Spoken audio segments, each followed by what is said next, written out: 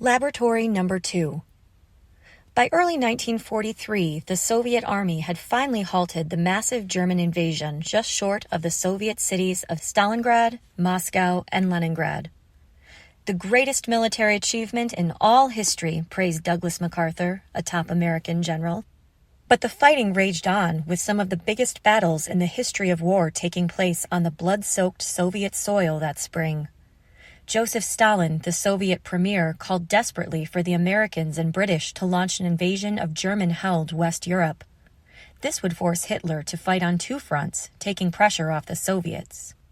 President Franklin Roosevelt and British Prime Minister Winston Churchill told Stalin it was coming.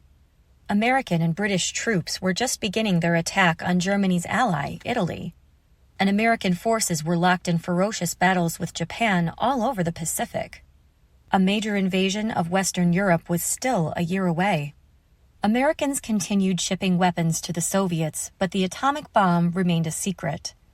In fact, Roosevelt and Churchill signed a special agreement, vowing to keep it that way. It was the job of Army counterintelligence to guard the world's most dangerous secret, not just from the Germans, but from the Soviets as well. So CIC officers were determined to investigate any suspicious behavior, especially when it came from the director of Los Alamos. On June 14th, CIC agents tailed Oppenheimer onto a train heading from Berkeley to San Francisco. At the San Francisco station, they watched as Oppenheimer was greeted by a tall woman with dark hair. They recognized her as Jean Tatlock, a former girlfriend of Oppenheimer's and a member of the Communist Party. Oppenheimer and Tatlock walked arm in arm to Tatlock's car, got in, and drove off. The agents followed the car to a Mexican restaurant in San Francisco. Oppenheimer and Tatlock went inside, had dinner and drinks, then drove to her apartment and entered together. The agents sat in their car watching the windows. Tatlock's lights went out at 11:30.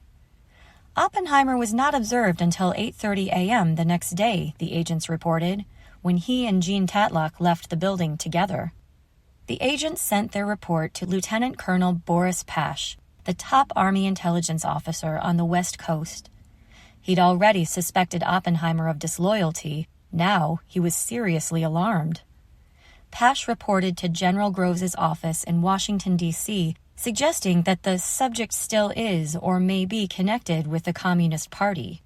Pash believed that Oppenheimer was either handing secrets directly to the Soviets, or he may be making that information available to his other contacts, Jean Tatlock, for instance. Pash strongly recommended that Oppenheimer be removed completely from the project and dismissed from employment by the U.S. government. Groves refused. He had no idea what Oppenheimer and Tatlock had been up to in her apartment. He didn't want to know. He trusted Oppenheimer's loyalty. Besides, his number one worry was to build an atomic bomb before Hitler did. For this, he said, Oppenheimer is irreplaceable. If anything happens to Oppenheimer, he added, the project will be set back at least 6 months. Groves's word was final. But if Army counterintelligence couldn't get rid of Oppenheimer, they could certainly let him know how they felt. In the future, please avoid seeing your questionable friends, Colonel Kenneth Nichols told Oppenheimer. And remember, whenever you leave Los Alamos, we will be tailing you. This frightened Oppenheimer. He had no idea how long intelligence agents had been following him, or what they already knew about his private life. Suddenly worried about losing his position at Los Alamos, he decided to tell Colonel Pash about the time 6 months earlier that his friend Hakan Chevalier had approached him about sharing information with the Soviets. Oppenheimer repeated the brief conversation he had had with Chevalier. He assured Pash the subject had not come up again. Oppenheimer hoped this confession would convince Pash of his loyalty. Instead, Pash was more suspicious than ever. Had the Chevalier meeting really been that innocent, Pash wondered? If so, why did Oppenheimer wait so long to tell us about it? Pash dashed off another memo to Groves, this time accusing Oppenheimer of playing a key part in the attempts of the Soviet Union to secure, by espionage, highly secret information which is vital to the security of the United States. Again, Groves defended the man he'd chosen. Army counterintelligence and the FBI still believed Oppenheimer was sneaking information to the Soviets. There's no evidence that he was. Soviet memos and cables from the time show that the KGB never gave up hope of cultivating Oppenheimer, but never made any progress either. Meanwhile, the Soviet atomic bomb project was moving ahead. In mid-1943, the Soviet government established Laboratory Number 2, a secret lab in the pine woods outside Moscow. The job of building the Soviet bomb was put in the hands of a 40-year-old physicist named Igor Kurchatov.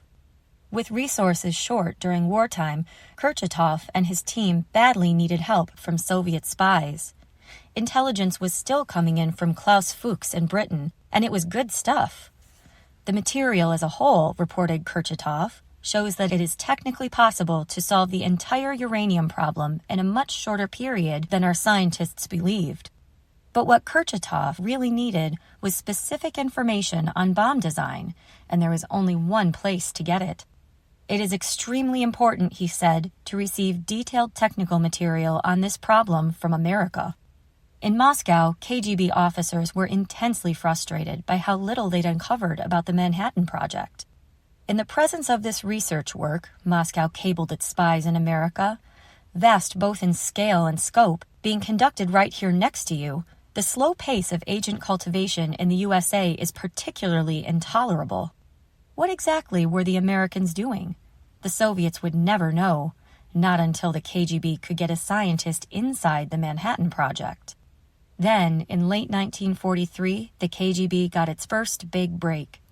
It happened because the work at Los Alamos was proving even more difficult than Oppenheimer had expected.